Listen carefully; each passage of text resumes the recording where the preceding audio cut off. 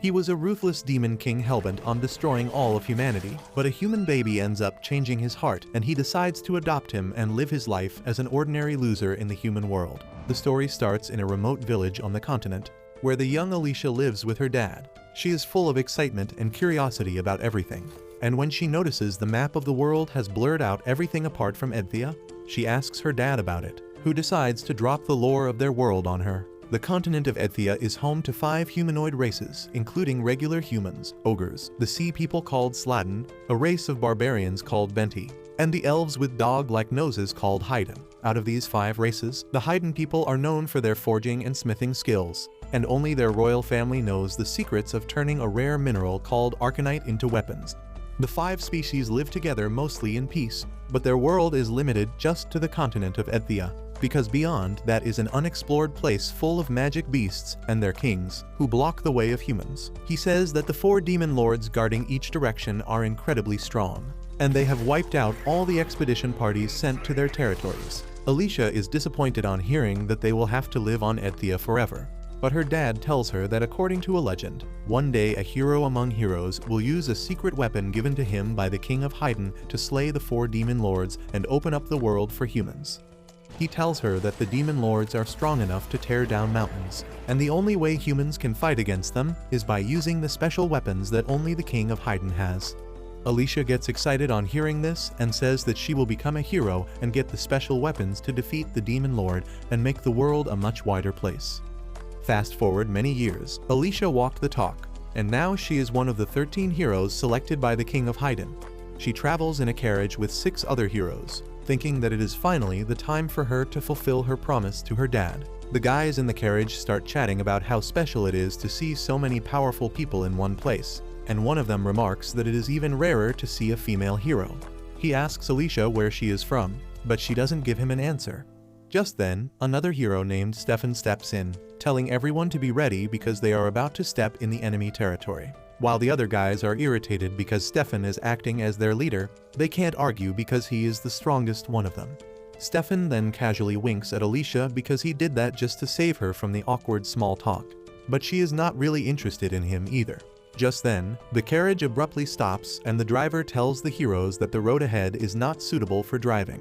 Stefan says that he was expecting this, and they will have to travel on foot from here on. Suddenly, a magic beast comes there and swoops the driver away, forcing everyone into action. There are more magic beasts around, and they take away the second driver and begin snacking on the horses. The heroes come out of their carriages and Stefan directs them to take position so that they can head to the summit and face the demon lord without any casualties. The heroes use their special weapons and the ability they give them to fight off against the magic beasts. But the Lord of South, Clevitus, watches them from afar. The heroes keep fighting the monsters one by one and then head to the Luna Mountain, where Demon King Clev lives. They spot the Demon King on the top of the mountain, and then it suddenly travels to their location in the form of a lightning bolt. The heroes are awestruck to see the majestic monster that is radiating a strange golden aura. They can tell that Clev is incredibly strong, but Stefan takes this moment to aura farm and declares that the 13 heroes will defeat it with the power of the weapons from Haiden Kingdom. He commands everyone to charge ahead, but then suddenly, he gets hit by something so fast that no one has even the time to react. Stefan hits a rock behind him and is left a broken mess, while the demon lord lets his blood drip from his tail. The heroes freak out on seeing this, and one guy rushes in to get revenge. Alicia tries to warn him because her instincts tell her something is wrong, but no one is going to listen to a woman. The hammer guy leaps at Clev, but he gets hit by his tail that tears off his head in an instant. The other heroes start panicking and think of retreating, but they don't know that Clev can control shadows, and he sends his tails through the shadows of the heroes to stab them from the back. Alicia is the only one who notices this, and she immediately notifies everyone, telling them to keep jumping so that they are far away from their shadows. No one is fast enough to keep up with her instructions, but while others are getting ratioed, Alicia dodges Clev's attacks and dashes towards him. Clev is impressed by her presence of mind, but as opposed to her, the guys are a hopeless cause. They try to fight against the demon lord directly, only to get one-shotted by his tails, and Clev is curious about why they are here. He has only viewed humans as insects in his long life, and the last time he saw them was 1,000 years ago. He wonders how and why creatures as weak as them are here while continuing to massacre them until only Alicia is left. She dodges all of the demon lord's attacks and then flies towards him, hitting him with her full strength, only to scratch his horn. Cleve is irritated by this, and he sends a powerful gust of wind that chops Alicia and her dreams. The demon lord, however, is not satisfied with this, and he decides to pay the humans a visit to learn why are they targeting his land. He goes to Hydrat, the capital city of the Hidden Kingdom, where blacksmiths are working tirelessly to forge weapons. As soon as Cleve lands on a watchtower, everyone freaks out and runs away to safety. Cleve recalls that the heroes talked about the King of Hidden giving them the special weapons, and he realizes that he should have a chat with the guy as a fellow king. In the meantime, the soldiers guarding the city arrive there to fight against him, but he doesn't even pay them any attention. He just thinks that he will kill everyone in his way until he reaches the king, because that is exactly what the heroes did in his territory. The soldiers start shooting at him, but they are not even worth his time, so Cleve simply ignores them and starts running on rooftops, heading in the direction of the royal palace. The royal guards also get ready to face him and bring out their big weapons, but their attacks are too slow and too weak to do anything against him. He simply tears down the castle walls, and a messenger runs to the king to inform him about the situation. Judging by the tremors and the loud sounds, the king had already guessed that the heroes have failed and the demon lord is here. He says that the strength of the weapons he gave to the heroes might not have been up to the mark, and he failed to make the legend come true in his age. His soldiers tell him to flee to safety, but the king refuses because he knows that there is no running away from the demon lord. He decides to use his remaining time to seal the forge deep within the palace, because if that is destroyed, they will lose their means to ever fight back against the magic beasts. Meanwhile, the royal guards bring out special weapons that use the same red metal arcanite as the heroes' weapons, and Cleve realizes that this is the only thing that poses any real threat to him. He remembers that Alicia's attack scratched his horn, and he begins thinking that even insects can be dangerous with proper weapons. He immediately destroys the weapons, and then decides to destroy the forge as well because he doesn't want humans to grow any stronger. Back in the palace, the king opens the door to the forge, but just as he is about to enter it, the rumbling grows louder and closer. The king closes the door, choosing to stay outside the forge instead, and just then, the roof is torn apart by Cleve, who tells the king that he was searching for him. The king is shocked to see him speaking the human language, and says that a beast should not use their language.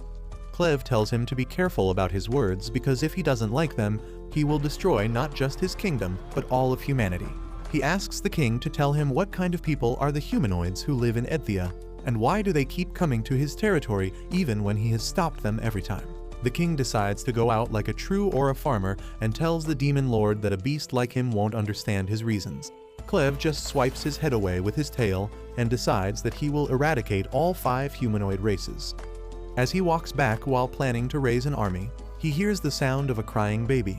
He decides to ignore the baby, but then the woman who got crushed under the rubble trying to protect the baby asks him to stop. She asks him to save the child, and Cleve is dumbfounded because no one in their right mind would ask him to save someone. He simply tells the woman that he is planning to destroy all of humanity, and she should blame the fact that she was born as a human for her death. The woman tells him that children can't choose when and where they are born, and he should not let the kid die just because the adults tried to harm him. Her words force Cleve to turn around, and he asks her to prove that the child is worth saving. She tells him that she can't do it because she is going to die, but when the child grows up, he will prove his worth himself. She dies with that, and Cleve decides to take the boy with him after all. He is not really convinced by what the woman told him, but for him, a human's lifespan is too short, and he could use this chance to observe one up close. Back at the Luna Mountain, the magic beasts try to eat the boy, but Cleve scares them away. He is already getting irritated by the baby's constant crying, and he uses a bit of his power to restore the baby's strength, but he knows that it won't be enough. He doesn't know the first thing about humans and throws the baby into a pile of poop eating bugs when he soils himself. The baby starts crying even harder at this, and Cleve feels like he made the worst mistake of his life in bringing him here. However, as the king of magic beasts, he can't go back on his decisions just because he is inconvenienced. He plans to watch over the kid and then decide if the humanoids are worth saving, and the most important for the baby to grow up well is a mother. Soon, Alicia wakes up from a nightmare about her father being killed by a menacing knight, and she is not even sure where she is right now. As soon as she hears Cleve's voice, she turns around and tries to draw her sword, but he tells her that he threw the sword as well as her companions to the bottom of the valley. He says that she was the only one useful among them, so he revived her body using his dark mana. Alicia can't understand what he means by that. Suddenly, she notices that her leg that was torn off is attached to her body again, and she realizes that she died, and now she is just a zombie running on the Demon King's magic. She is utterly confused by that. But then Cleve tells her to get to work and show him her mommy milkers. Alicia freaks out because she didn't expect even the Demon Lord to be a gooner, but he tells her to stop stalling because the baby is hungry. When she doesn't obey, Cleve uses his power to control her body against her will, and he makes Alicia strip, only to find that she can't produce milk because she is a virgin. Alicia lashes out at Cleve for not knowing even this, but he calls her a useless instead. She is flustered by this and demands him to kill her rather than humiliating her like this. But Cleve pins her to the ground, telling her that as long as his power flows through her body, she can't be killed. The baby suddenly starts crying, and Cleve says that he can't do anything about its hunger even with his power. Alicia asks him why the hell does he have a Hydnian baby with him, and he tells her that he wants to see the child grow up and judge humanity based on him. He tells Alicia that she is going to give all the information he needs about raising a kid, and the first thing he asks her is how to feed the baby. Alicia can't go against his command and says that he needs to find a wet nurse to feed the baby, and most people hire one using money. Cleve doesn't get the concept of money, so Alicia tells him he can hire anyone in exchange for the arcanite that is scattered around his mountain because it is incredibly rare in human regions. Cleve decides to go and hire a wet nurse immediately, but Alicia stops him, asking if he is stupid or something. She tells him that people will freak out the moment they see him, and he can forget about hiring a nurse. She tells him to give the baby to her because she can find a wet nurse for him, but in reality she plans to save the baby from the Demon King. However, Cleve refuses to let the child leave his sight, and to solve the problem of his appearance, he uses his immense mana and transforms into a human-like form. Alicia freaks out on seeing this, and Cleve tells her that he took the form of the human protecting the child using his power to control the shadows. She tells him to do something about his tails as well, and Cleve sends them inside his shadow, but he doesn't hide the horn. He then decides to name the child Luna after the mountain that is his home, and tells Alicia to lead him to a wet nurse. On the way, they stop at the campsite where Alicia and the other heroes stayed because there is a river nearby. He tells Alicia to wash Luna carefully and keeps nagging about the details. She is annoyed, but also surprised that even a demon lord can have OCD. Once she is done washing the baby, Cleve tells Alicia to wash herself because she is covered in blood and dirt, which is not a good thing for the baby. He also gives her the cloth that Luna was wrapped in, and once Alicia washes the shit stains off it, she finds the crest of the Hydnian royal family. She freaks out on realizing that Luna is actually from the Hydnian royal family, but she is unaware how Cleve got him. She immediately confronts him about it, asking how he could kidnap a member of the royal family, but Cleve informs her that Luna was actually entrusted to him. Alicia doesn't believe him, but Cleve shares the details about how an injured woman told him to take the baby after he destroyed the royal palace and killed everyone there. Alicia panics on hearing this and says that everyone will be looking for the kid because only the royal family of Hydnian knows the secrets to turn arcanite into weapons. However, she soon realizes that she overshared, because after knowing the true legacy of the kid, Cleve decides to make him the puppet king of Hydnian and use him to control the kingdom from the shadows. Alicia realizes that she made a mistake, but she is certain that Cleve is obsessed with Luna for some reason. She thinks that if someone harms Luna, Cleve might crash out and destroy all of humanity, and she will stop that at all costs as that is her last job as the hero. The two of them soon reach human territory and immediately get ambushed by some bandits. Alicia tries warning Cleve about it, but it is too late, and he gets bonked hard by the bandit. Alicia realizes that the bandits are going to die now, but then suddenly, Cleve falls to the ground and starts bleeding out. Alicia can't believe her eyes and starts screaming, so another bandit hits her in the back of the head to knock her out. Soon, the rumbling of the bandit carriage wakes Alicia up, and she gets shocked to see that she has been captured along with Cleve. She asks him how can he be so calm in a situation like this, but Cleve tells her that Luna is safe, even though he was crying a lot till now. Alicia crawls towards Cleve, asking him how could he be knocked out with just one hit from the bandit. She asks if he has become as weak as a human after taking this form, and Cleve tells her it is not like that. He was just too shocked at how fragile the human body is, so he fell down and decided to play along. Alicia asks him why don't they run away now, and Cleve replies that as long as he makes Luna the king of Hydnian, He plans to hide his true identity. Moreover, he wants to see this side of humans as well. He asks Alicia to explain what is going on here and why these injured people are being carried like luggage, and she tells him that they were all attacked by the filthy bandits, and they are probably going to be sold off as slaves. Cleve asks her how strong the bandits are, and she replies that they are decently strong as far as humans go, but they don't hesitate in using any dirty tricks, which makes them an irritating opponent. She asks Cleve not to base his idea of humanity on the bandits of all people, but he is more curious now. Soon, they arrive at a deep mine where the bandits tell their prisoners to get out. They sort the men and women separately, and as one guy tries to make a run for it, a bandit sends him to the afterlife by throwing a dagger at his back. The bald bandit then declares that they are the Ravens, and anyone who tries to flee or disobey them will be killed. He then tells everyone to keep moving, but asks Alicia to come with him because he has got some plans for her.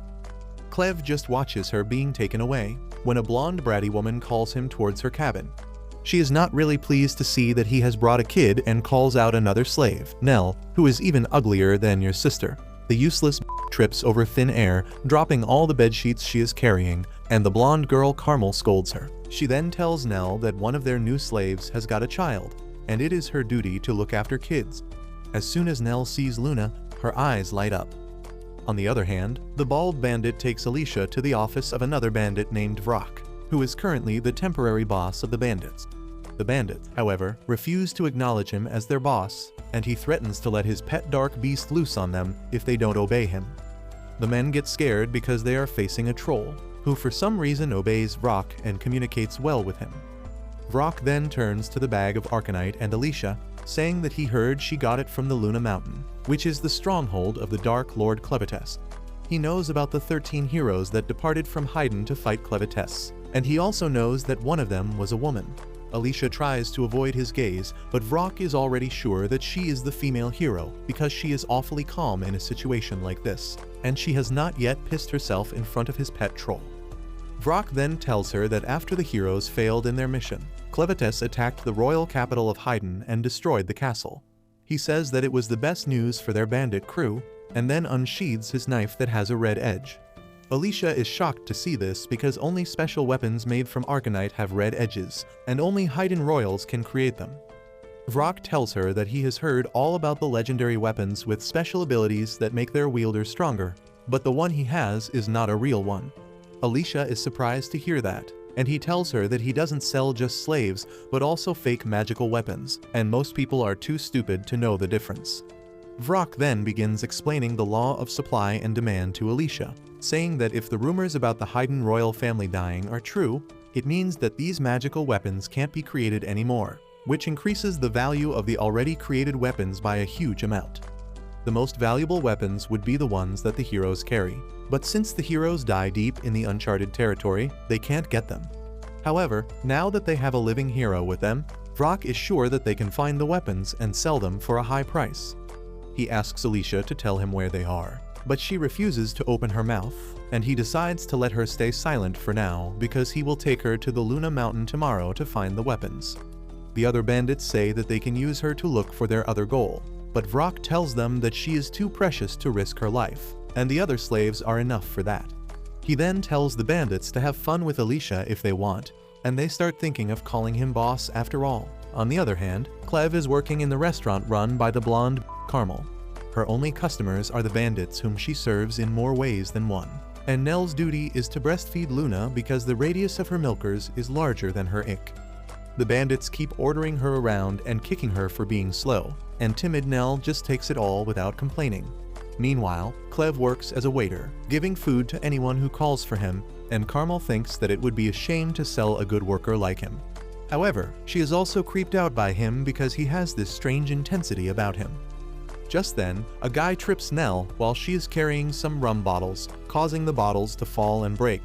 He accuses her of being clumsy and breaking the bottles and drags her outside along with his friend, saying that she needs to be punished again. Cleve just watches this happen curiously as some bandits laugh at the taste of the weirdos who took Nell outside. The sick perverts spank Nell till she is crying and then tell her not to spill booze again, and she wipes her tears because she needs to hurry and take care of the baby. Meanwhile, the two weirdos keep mocking her for being so stupid, when they start feeling dizzy out of nowhere. The very next moment, they cough out blood, fall dead on the ground, and are absorbed by Clev's shadows. Soon, Nell also comes out, and Clev tells her that he wants to talk to her. As she breastfeeds Luna, Clev asks Nell to tell him how exactly is she related to the bandits. She begins telling him that she was born in the bandit crew and never knew anything about her dad. She had a mom though, whom the bandits often hurt and punished. Nell could not understand what was happening because she was born dumb, but once she turned 12, her mother disappeared. Nell didn't know if her mother died or ran away, but then one day, a bandit came to her and started her for no reason. It was then that she realized that her mother was protecting her. They began treating her like cattle, but when Carmen opened her restaurant and brothel, things became a little better. She taught Nell about how to handle men so that they get satisfied quickly and leave her alone, and even though it wasn't much, it helped her. Nell says that now she produces a lot of milk to feed babies, and Clev recalls that only women who have given birth can produce milk. He asks her where her baby is, and Nell gets gloomy, saying that it was born dead. She says that she blamed herself and wanted so that she could meet her baby on the other side. But when she woke up, she found a baby she didn't know drinking her milk to survive. That sight warmed her heart, and she decided to live a little longer. She tells Clev that she had 2 more stillborn kids after that, but she stayed here because there were other children who always needed her. She says that she just wants these kids to be happy because she could never see her own, and Clev tells her that he has heard enough. He thanks her for revealing her story and then asks her to come with him. Nell is confused by what he means, and Clev tells her to become Luna's wet nurse. He says that he doesn't trust humans, but he thinks he can trust her, and more than that, Luna seems to like her. He again asks her if she will come with him or stay here and be a slave to the filthy bandits. Nell sincerely thanks him for the offer, but says that he can't help her because he himself is a slave, and she will have to care for more babies in the future. On the other hand, Alicia is being taken to a room by the 2 bandits, who tell her to move fast. They warn her not to even think about jumping off the bridge because she will hit the walls and die before reaching the water.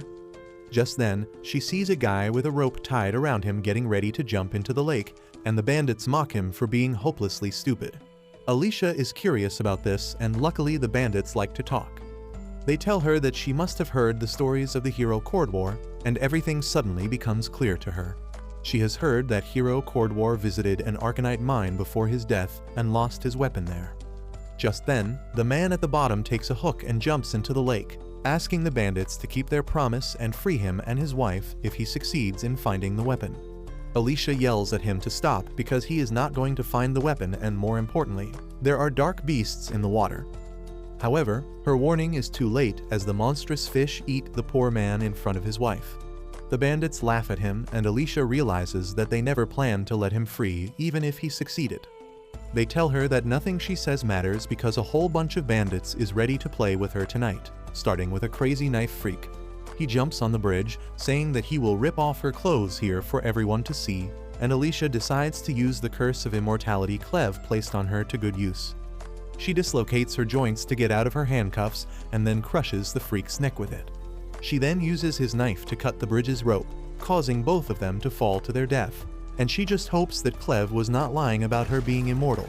The bandits panic as they see Alicia's squashed body at the bottom of the mine because they know that Vrock is going to make an example out of them if he finds out that his ticket to wealth died on their watch. They decide to head to the bottom first and check out if there is any chance of the girl being alive. And at the same time, Alicia returns to her senses.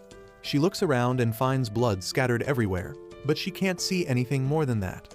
She finds herself unable to move her body, and there is no sensation below her neck.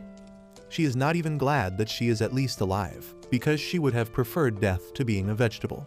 She tries to force her body to move before the bandits arrive, and suddenly, her blood starts moving up in the air, taking the shape of a mini Clev, who tells her that she has lost too much blood to do anything. Alicia is shocked to see him and asks why the hell does he look like a puppy.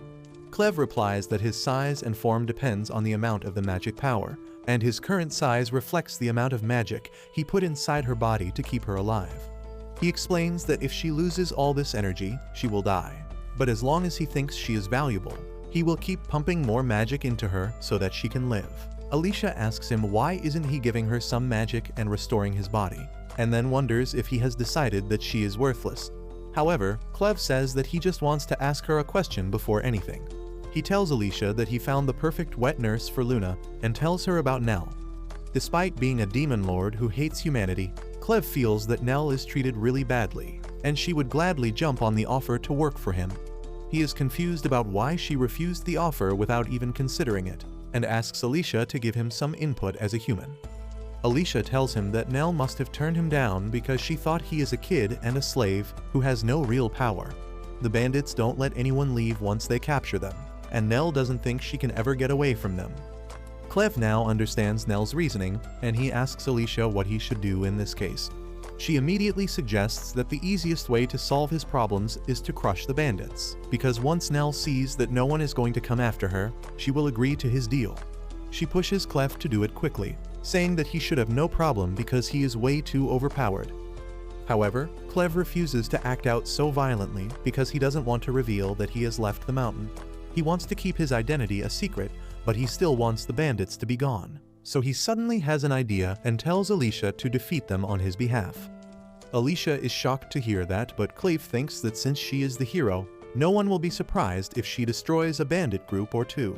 Alicia tries telling him that it is not how things work, but Clev doesn't listen to her and shoves all the blood into her throat, along with some of his magic. Alicia screams in pain as the magic begins to repair her body, and soon the bandits arrive there. They are shocked to see Alicia standing on her feet, but more than that, they are shocked by her bizarre dance moves. After hitting a routine that could have won her the Olympic gold for breakdancing, Alicia lets out a powerful scream, scaring the bandits out of their wits. While she is still trying to cope with the pain of having her bones reconnected, the bandits begin seeing her as some kind of monster. Despite being scared shitless, they decide to fight and capture Alicia, because they just need to keep her alive till they learn the location of the 13 weapons. Their leaders tell the rest of the bandits to cut off Alicia's arms if they have to, because they need to capture her anyhow. One of the overeager bandits dashes towards her, thinking that she must be weak because she is a woman.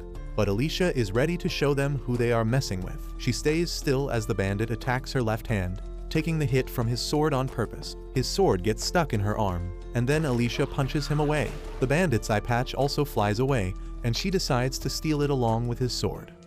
She wears the eye patch, asking Clev if she just needs to kill these bastards because that will be pretty easy. Meanwhile, Clev is busy taking Luna back to his cradle. He assures the baby that Alicia will be safe because she was the first human to ever put a scratch on his horn.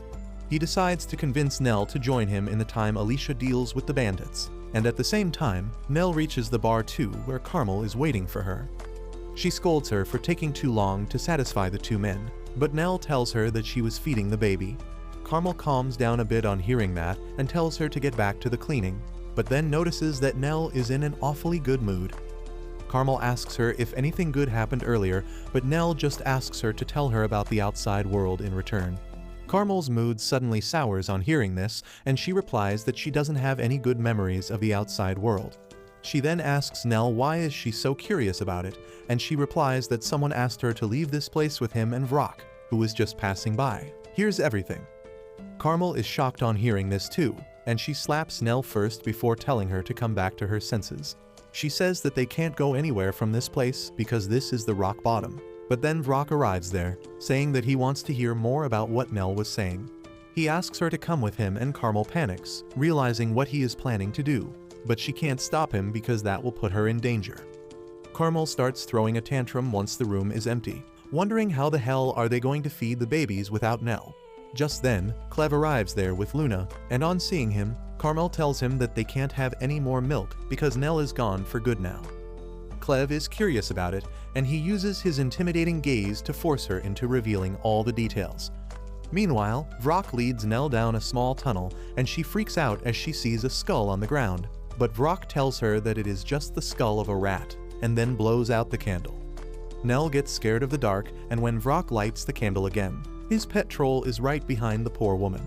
Her mind goes blank as she sees the drooling monster, and Vrock tells her that before he became a bandit, he was a researcher who developed a magic drug using arcanite that could control dark beasts. He orders his pet troll to eat her up because she dared to dream of leaving this place, and Nell tries to run away, wondering if things would have been different had she taken Clev's hand earlier. Just then, she sees Cleve and Luna in front of her and apologizes to the child because she won't be able to feed him again. Cleve can just watch as the troll devours Nell whole and Luna starts crying. Cleve tells her that there is no need to cry because eating and being eaten is the cycle of life. He thinks that he is the only one at fault for not arriving here on time and letting Nell die, but then decides to move over to the more important issues. He turns to the enslaved troll, asking why is it being commanded by a mere human. Vrock is quite surprised at how the kid is talking so confidently to his pet troll, but he thinks it doesn't matter. He orders the troll to eat him up, but to his shock, the troll is frozen stiff from fear. It suddenly starts stomping on the ground and pukes the injured Nell out because of its panic attack, and Cleve realizes that the woman is barely alive. He immediately uses his powers to neutralize the troll's stomach acid and then places Luna next to Nell. He tells Luna to comfort the dying Nell because only a baby can do that. Luna doesn't even seem to understand what he means, but Cleve sends them away to a safe place. Meanwhile, Vrock is trying to learn what is wrong with the troll and how could it be afraid of a mere boy. When he turns around, he is shocked to see Nell missing, but Cleve is still there, staring intently at him. Vrock accuses him of being a magic user, but Cleve doesn't even know what he is talking about. Vrock declares that no young magician can defeat a veteran like him because it was his generation that laid down the foundation of magic. He decides to show Cleve his real abilities and pulls out a test tube containing a red powder. He says that he created this powder using arcanite, various medicinal herbs and powder of fly maggots that allows him to control female trolls at will. He puts a bit of the powder in the lantern, creating a thick red smoke that immediately wipes out the troll's fear and forces it to attack Cleve, who also feels taken aback by the strange smoke. He tries to fight back, but the troll is faster and stronger than his human body. It punches him to the ground, and as Cleve bounces back up, he curses Alicia for not telling him about the technology called magic that humans use. Meanwhile, Alicia is fighting against the bandits, but she is exhausted because they don't stop coming after her. One of the bandits attacks her with his huge hammer, shattering her sword and breaking her bones, but Alicia gets up again. She realizes that she needs a better weapon to fight against the bandits, and the only weapon suitable for that job is the lost sword of the legendary hero. Alicia runs towards the lake to get the sword, but she realizes that she will be instantly eaten by the monstrous fish. So she grabs an axe and runs up the scaffolding instead, and the bandits quickly reach her. They start climbing up to catch her, but Alicia was waiting for this. She throws the axe at the rope holding the scaffolding in place, and the entire structure collapses. The bandits fall into the lake and get quickly devoured by the monsters, but Alicia hides in a barrel, quietly drowning to the bottom of the lake where the legendary sword lies. However, holding her breath until she reaches the bottom is easier said than done, and Alicia soon experiences the pain and pressure that she already took into account when she jumped into the water. She feels the pressure making her senses go numb while her body is aching from the lack of oxygen. She knows that she won't die even if she suffocates here, but it takes a lot of effort to stop her body from reacting instinctively and trying to reach the surface. After a few minutes, she finally hits the ground and rolls out of the barrel. She spots the red gleam of the magic sword from a distance and immediately swims towards it despite her body feeling too heavy to move. Alicia knows that if she gets the sword, she will become much more powerful and escaping to the surface will be easy. But just as she is about to grab it, a giant red eye appears in front of her. Only then does Alicia realize that she is not at the bottom of the lake, but on top of a gigantic monster that has noticed her. The monster rises up, sending her away with the resulting water flow, and Alicia realizes that this beast was the reason the legendary hero lost here. However, she quickly returns her focus to the sword and tries grabbing it, but then the giant monster opens its mouth to suck her in. Alicia can't resist the pull, but luckily, she grabs the sword just as the monster swallows her. Her arm gets stuck in between the monster's jaw, but then, through the power of flashback scenes, she unleashes her full strength, breaking the monster's jaw. After getting freed, she stares at the monster's eye while she brings out the power of the magic sword. She then quickly swings the sword and uses its ability to manipulate water to propel herself ahead at great speed. The giant monster gives chase, and Alicia still finds it hard to believe that something bigger than your mama exists. She thinks that it must be one of the ancient ones, who are dark beasts that have lived for thousands of years. They usually lie dormant in inaccessible parts of the continent, but this one was awakened from its sleep when humans formed an arcanite mine here. While thinking this, she reaches close to the surface, but the smaller monsters there notice her too. Alicia realizes that she needs to get oxygen to have any chance of victory, but the monster fishes are right on top of her.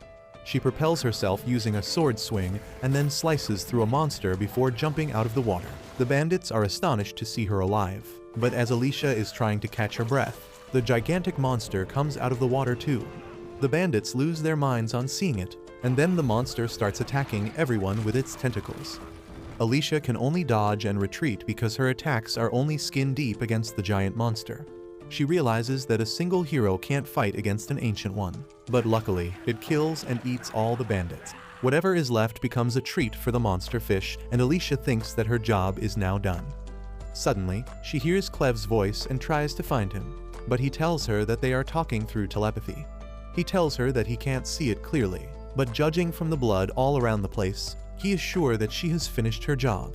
Alicia starts yelling at him because he should have helped her if he saw how much she was struggling, but Clev tells her that he has his own issues to deal with right now. Alicia can't understand what can bother a demon lord, and Clev tells her that he is dealing with a technique he has never seen before, and his human body is weaker than he thought.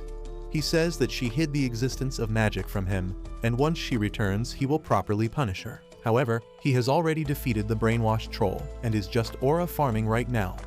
Meanwhile, Vrock is running for his life, thinking that Clev is a really amazing magician who defeated his pet troll in one hit.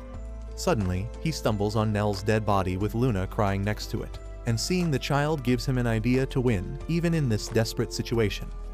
On the other hand, Alicia comes running to Clev after getting his orders, and immediately notices the weird smoke in the air. Clev also notices the sword that she has now concealed with a cloth, and she tells him that she is not going to throw it away because she risked her life to get it.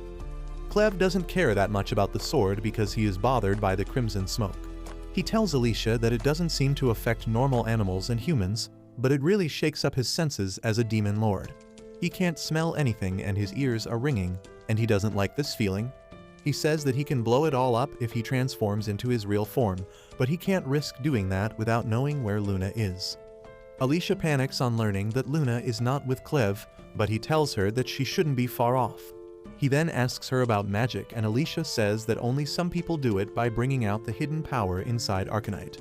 She says that she can't use magic even though she knows a bit about it, and Clev calls her useless. Alicia takes offense at this and starts cursing him, but Clev decides to search for Luna and Nell, thinking that there is a chance that they are dead. A chill runs down Alicia's spine as she hears that, and she asks Clev what he will do if Luna is dead. He coldly replies that he will lose any interest he has in humanity, and Alicia realizes that it will be the worst possible outcome. She decides to find Luna as soon as possible to save humanity from Clev, and soon she finds a blood trail. She asks Clev if Nell was bleeding, and he affirms. Alicia says that either she is crawling or someone is dragging her, but she won't be able to go that far in either case, so they should hurry. As it turns out, Nell is not dead yet, and she is clinging on to Vrock with her full strength to protect Luna, even with her dying breath. He curses and kicks her as he tells her to let go, but Nell stubbornly holds on. Vrock wants to get rid of her and escape with Luna, because earlier, when he tried to take him away, Luna started crying, and his scream caused his magic lantern to explode. Vrock realized that Luna had strong talent for magic, and he was a pure-blooded Hydnian, which means that he can be from the royal family. He decides to cut Nell's wrist to get rid of her, but just then, Alicia arrives there, telling him to stop. Vrock freaks out and asks what happened to his men that were with her, and Clev answers his question, saying that they became food for the dark beasts. Vrock panics even more, but he threatens Alicia and Clev to stay away, or he will cut off Luna's fingers. Clev dares him to go ahead because he can just heal the injuries with his powers, but Alicia tells him that he can't undo the hurt that the child will face. She asks him to let her handle the negotiations on her own, and then reveals that she has the magic weapon of the legendary hero. Vrock can't believe his eyes when he sees the weapon, but then Alicia flings it at the wall behind him, telling him to go and take it. She says that he needs to use both hands to remove the sword, but if he leaves Luna on the ground, she will let him take it with him. However, Vrock just starts chuckling at this, because he believes that no hero will let go of a magic weapon for just a baby. He is now sure that Luna has royal blood in his veins, and that makes him reconsider his strategy. He tells Alicia to reveal the location of the 13 weapons that belong to her and her companions if she wants the baby. and Clave tells her to reveal the location because they are just weapons. Alicia tells him that the weapons are at the bottom of the valley under the Luna Mountains, but he has to go there himself to get them. Vrock laughs, saying that he can totally get those weapons by himself because he knows more than one kind of magic. He suddenly releases a black powder in the air and then gently hits Luna, making him cry to instinctively activate his magic powers. Thanks to Luna's powers, the black powder triggers Vrock's invisibility spell, making him vanish without a trace. He begins walking away, confident that Alicia and Clave can't see him at all. But then suddenly, Alicia pops up in front of him and slices him in half. Vrock can't understand how she found him, and she tells him that even when he turned invisible and reduced the voice coming from himself, she could hear Luna crying. In the meantime, Clave takes Luna back and dusts the invisibility powder off his body. Alicia decides to let Vrock's dead body stay invisible and then realizes that Luna survived only because Nell protected her so desperately.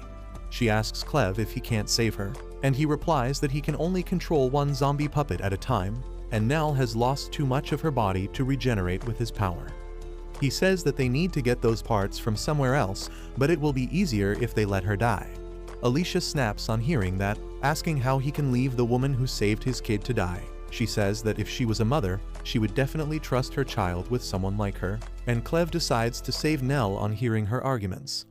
However, he tells Alicia that she will have to die while he saves her, because he needs all the mana he has put into her body.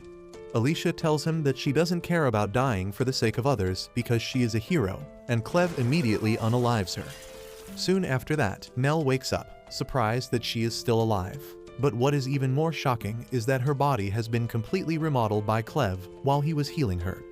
Nell asks him if he saved her, and he affirms, saying that she should thank the hero for that. He says that it took quite some time to heal Nell and Alicia's body started rotting in the meantime. But now that he has put his mana back inside her, she will wake up any moment. A few seconds later, Alicia wakes up with her breakdance routine, and the first thing she looks for is her sword. Clave tells Nell that she has been reborn, and now her name is Nellaru. He hands Luna to her, saying that from now on, she will come with them, and Nell is more than happy to accept his offer this time. The next day, Clave decides to confiscate Alicia's magic sword, telling her that it draws too much attention. His shadow swallows the sword, and Alicia is devastated by this, but he tells her that he will give it to her when it is needed, so she should be grateful that he isn't just throwing it away. Just then, Nell comes there, telling Clave that he uses some very strange spells. He asks her if she has packed everything they need for their journey, and she happily shows him that she got everything, and even some new clothes for Luna. Alicia is surprised by this and asks Nell if the luggage isn't too much for her, but the girl replies that it is actually quite light. Alicia begins wondering if Clave substituted her body parts with those of the bandits to give her extra strength. Suddenly, Nell says that she can carry her sword and armor too if she wants, but Alicia tells her that she no longer has her sword. Nell remembers that Carmel once told her about how Vrock kept a lot of good stuff in his desk, and Alicia immediately begs Clave to let her have one sword. He agrees to that because she is pretty useless without a weapon, and Alicia immediately runs to the bandit's office. In the meantime, Clave and Nell head to the gate, and he asks her if she feels nostalgic leaving this place.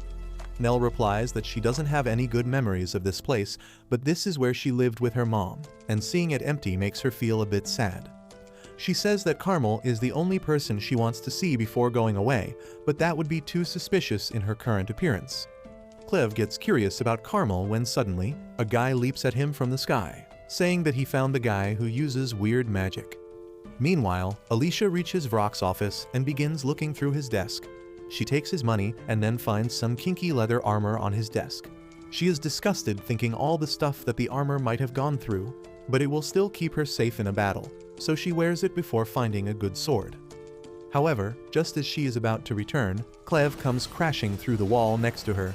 Alicia freaks out on seeing this and asks what is happening, but he can only curse the weakness of his current body for this.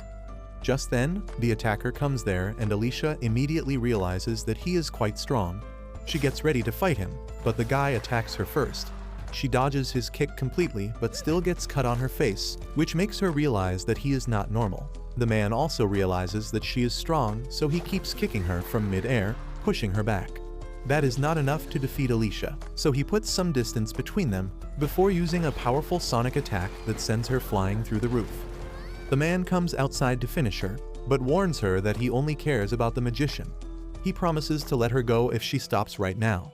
But this pisses off Alicia because she is a hero and no one should underestimate her. She decides to pull out her special move before asking Cleve for the magic sword. She forcefully makes her mind go blank, putting all her intelligence points into attack instead. Her sword loses its shape and turns flexible, and the guy is not able to react in time as Alicia approaches him with great speed. However, right as she is about to slice his jaw open, one command from Cleve stops her. She is still stuck in the brainless state, and Cleve knocks her out of it with a light smack to her head. He then tells her that going brainless to attack this guy would have been her worst mistake, because right before she would hit him, his kick would have torn her apart. Alicia realizes it only then, and then Cleve says that they are not enemies, and this man attacked them because of a misunderstanding. The guy also calms down a bit and tells Cleve to clear the misunderstanding quickly if he wants to live. He still doesn't trust them at all and remarks that Nell smells like a mountain troll, and she says that it must be because she got swallowed by one. The attacker then explains that he got news about a magician who was controlling a mountain troll with magic, so he came here to deal with him.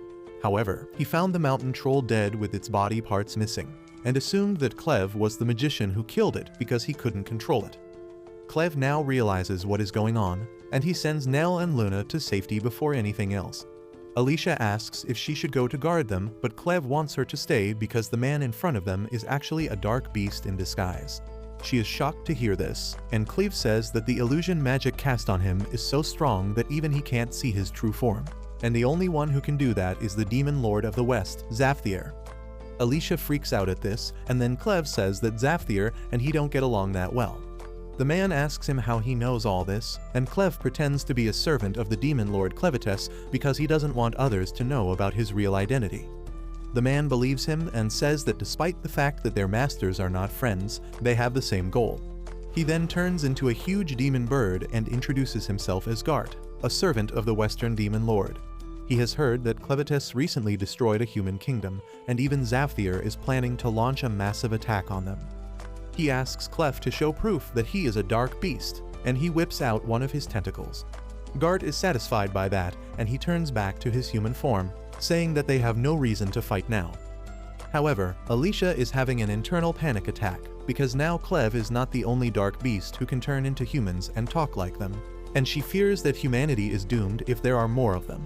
Cleve tells her to stop overthinking because only a few high-level dark beasts can talk like humans, and they won't get involved with humans without a good reason. Gart says that is correct, and that is why he wants to know why Cleve is with a hero, who is a natural enemy of the demons. Cleve tells him that Alicia might be a hero, but she is his servant right now, and she can't disobey his commands. He states that his mission is to learn about the humanoid species, and Alicia, as well as Luna and Nell, are tools that will allow him to do so. He refuses to tell him any more details than that, and Gart is satisfied, but he makes it clear that if anyone gets in his way, he will kill them, even if they are Cleve's servants. Cleve tells him that he will fail, and then asks him why is he here, and why is Zaphthier trying to attack humans because he actually has the best PR with them. He enjoys observing humans, and is even worshipped as a god by the ogres that live there, so he should not have any reason to turn hostile. Gart tells him that 3 days ago, he was patrolling the western forests when he saw some dark beasts looking for their missing children. He spotted a vial of potion that only humans could have left behind there, and he immediately took it to Zaphthier, telling her that recently, a lot of dark beast younglings have gone missing, and it was probably humans who took them. Zaphthier got angry at this, and she decided to send Gart to investigate the matter personally, because if the humans were really responsible for the kidnappings, they would have to be destroyed. Cleve is surprised that Zaphthier found this out before him, and he tells Gart that the problem might be even more serious than that. He says that he recently talked to a human woman, and by talking, he means terrorizing Carmel until she gave him all the answers he wanted.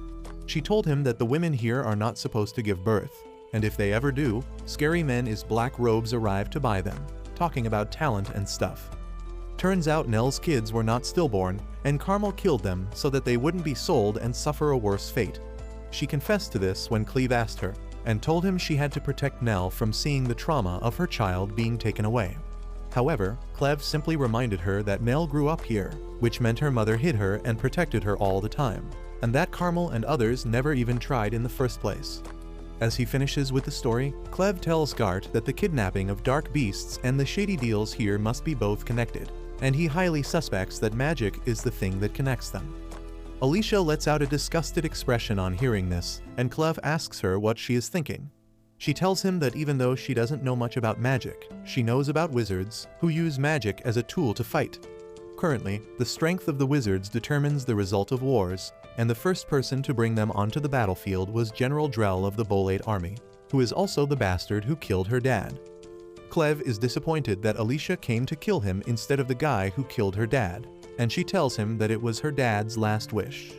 At the same time, Drell is leading an enormous army and a giant dark beast to capture Haydn that is left without a king, and the ones standing in his way are the soldiers of the other human nation Eslan. However, they are at a real disadvantage because they don't have enough soldiers or wizards, and their captain, Rod, knows that they can't even stop Drell till their main forces arrive. He knows that Drell is after the Haydnian royal forge that is the only place in the world where magic swords can be made, and it is also the world's oldest magic item. He fears that if Drell and Bolate Kingdom get their hands on it, their magic technology will become even more fearsome than it already is, and he hopes that Eslan Kingdom can cooperate with Haydn to stop them. However, it is too late, as Maynard, the strongest wizard in the Bolate army, had already infiltrated Haydn while Drell was fighting outside. He has already killed all the guards inside the gate, and opened it to let Drell and his army inside. He tells him that he has confirmed the news of the king's death, and the crown princess is safe but out of their reach. However, the problem is that the 6-month-old prince has been missing ever since the capital city was destroyed, and that child is the only one with guaranteed pure Haydnian bloodline. Maynard tells Drell that his ravens told him that the prince was taken by a boy with black hair, and recently they have found a similar pair in the northern direction. Drell is impressed by his information gathering and then orders him to find the prince and bring him to him by the time he conquers the capital of Haydn. Meanwhile, Clev and his group are slowly heading to Haydn as well. On the way, Nell serves him coffee and tells him that it is a luxury drink that Vrock used to drink sometimes. Clev finds the whole idea of turning some random beans into a drink far-fetched, but he proceeds to take a sip anyway, instantly burning his tongue. While he curses his fragile body again, Luna starts stretching his hands towards the coffee mug, and Clev takes it beyond his reach. Just then, Nell asks him what happened to the scary guy that attacked them, and Clev replies that he flew away to report what he found about magic and wizards. He then takes another sip of coffee, and this time, he can appreciate its unique flavor. Just then, Alicia returns from the nearby town, telling him that she talked to the merchants, and as she expected, Haydn is in a terrible state right now. She pulls out a map, telling Clev that the Bolate Kingdom has invaded Haydn, who can't defend itself properly without a king to lead them. The Eslan Kingdom tried to stop Bolate at the border, but they couldn't do much either. Clev is curious about why the Eslan Kingdom would step in when it is not their fight, and Alicia explains that the two kingdoms have been at war for ages, and right now Eslan is weaker than Bolate. That is why they don't want to lose the Haydn Forge to Bolate and let them become even stronger. Alicia says that even if Haydn still has the forge in functioning state, they don't have the knowledge to use it because of the royal family's gatekeeping. Moreover, Haydn doesn't even have any wizards who could study and operate the forge because the king of Haydn banned magic in his kingdom. Just then, Nell hands over a cup of coffee to Alicia, who is too surprised to receive it because she has never tasted it before. She thanks Nell, who then decides to take Luna away to feed her. Alicia suddenly starts praising Nell, talking about how caring and considerate she is. Clev asks her if she swings that way, and she spits out her coffee, telling him to shut up. She immediately gets back on the topic of Haydn and asks Clev what he plans to do about it. She reminds him that he wanted to make Luna the king, but if Bolate conquers Haydn, it won't be possible anymore. Moreover, the Bolate Kingdom would surely try to capture Luna because of his royal blood that holds the secrets to refining Arcanite. Alicia says that General Drell, the leader of the Bolate army, is a ruthless man who will definitely command the entire army to search for Luna. She gets enraged as she tells Clev that her dad was a master swordsman who had retired to live a peaceful life in secret, but Drell went out of his way to find and kill him. She remembers the day Drell fought and killed her dad just to see how strong his magic had become.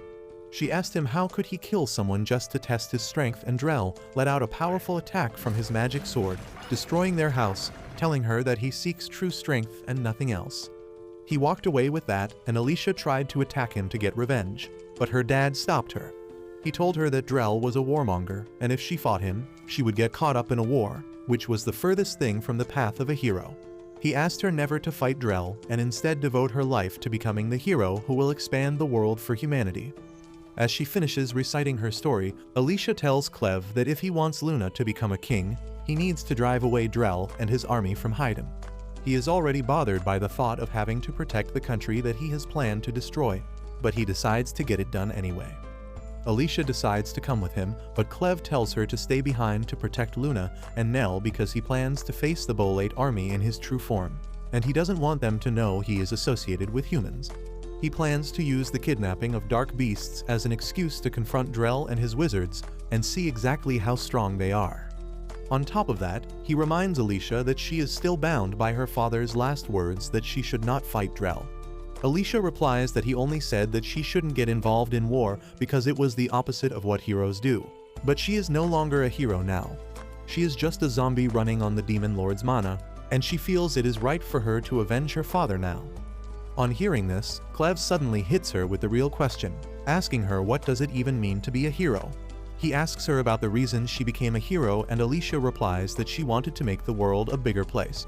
Clev tells her that Nell's world is a bigger place now thanks to her, and that means she is still doing her job as a hero. He then enters the woods, and Alicia takes some time to recover from the effect of his words before telling him to be careful.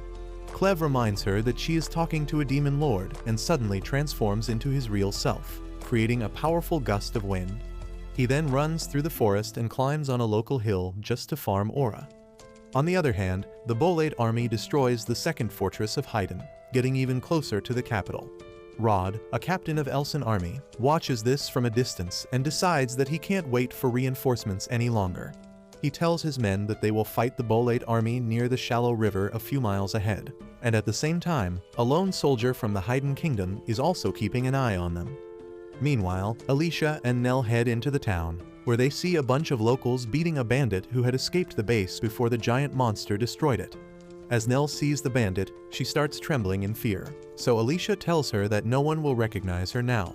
She takes her away from the scene, and the bandit catches a glimpse of Alicia, telling the locals that she is the hero who unleashed the monster on them. However, Alicia vanishes behind the corner by the time everyone turns around, and they decide to hang the bandit like others of his kind that were unlucky enough to venture into their town. The locals are all on edge because of the series of terrible news they have heard recently, and they are determined to protect their homes themselves even if their country falls. Alicia is also quite cautious on seeing them so hypervigilant, and she asks Nell to not call her a hero when they are in the town because the locals may act hostile towards her as well. With that, they enter an inn, and two big men block their way, asking them who the hell are they. They immediately suspect Alicia to be a bandit because of her getup. But just then, their mom comes there and tells them to stop being so loud because they will wake the baby up. The woman introduces herself as Kari, and she can tell just at one glance that Luna is a pureblood Haydnian, and those are quite rare in distant parts of the country like their town. She doesn't fully trust Alicia either, and asks her to reveal what is she doing with a pureblood baby here, and threatens that if she doesn't like the answer, she will let her sons loose on her. Alicia immediately tells her that she and Nell are acting as guards for an important person, and right now, their mission is to keep the child safe. The woman is convinced by her answer and decides to let her in because she feels that anyone with a pureblood child must be related to a noble and have a good amount of money. Alicia books a room for two immediately, but the two men still tell her that they don't trust her. Kari kicks them both, telling them that this is why they don't have a girlfriend. She tells them to help the girls carry their luggage, and they immediately turn into simps, eager to take away Nell's burden. However, it takes both of them to somehow carry the luggage to the room, and they wonder just what is inside it. Kari also comes to the room to ask Alicia if she is satisfied, and then talks about how the king once gave their town iron beds because some carpenters from here made chairs for the palace. She gets nostalgic thinking about those days because now the king is dead and a war is upon them. After she leaves, Alicia and Nell decide to relax, unaware that a bug being controlled by Maynard, the strongest wizard of the Bolate army, has spotted them. Maynard is happy that he has found his target already, and he sends an army of insects to capture Luna. Meanwhile, Nell calls Alicia to see that Luna just grew her first teeth. as they both are gushing over how adorable he looks. Kari comes there to tell them that dinner is ready. Alicia decides to bring it to the room, and once she goes downstairs, she finds a huge crowd there, talking about the current situation of their kingdom. They blame the heroes for failing to kill the demon lord, which resulted in the destruction of their capital, and now enemy nations are trying to capture them. Alicia quietly hears all of that slander and accepts that this is the public opinion about heroes. She decides to ignore it and head back to her room, when she senses a dark beast approaching her location. Suddenly, a small red ball breaks through the inn's window, and one of Kari's sons decides to see what is it. Alicia yells at him not to touch it, but it is too late, because just as he gently taps the ball, it swells up and becomes a giant centipede. The men are all shocked to see this, and then Maynard arrives there, telling them that this is not an ordinary centipede, but a centipede that lives in the land of dark beasts and rivals them in strength. He tells everyone to not move if they value their life because being an insect, the centipede will attack them if he sees them moving suspiciously. Alicia tries reaching for her sword, but realizes that she left it upstairs, and in the meantime, a guy decides to jump out of the window because he is terrified of bugs. Unfortunately, the sky over the town is packed with even more monstrous bugs, and he quickly becomes their food. Maynard tells everyone in the inn that he has the entire town surrounded so that not even a single one of them can escape, but if they cooperate, he won't harm them. He then introduces himself as the highest-ranked wizard of the Bolate army, causing everyone to panic. He declares that he is here to confirm if the pureblood Hydnian baby here has royal blood in his veins, and Alicia wonders what to do now. Suddenly, she hears Nell screaming as she is under attack by another wizard working for Maynard, who pins her to the wall using magnetic powers to steal Luna. But that's where this video ends. Remember to like and subscribe to the channel. Thanks for watching, and I'll see you next time.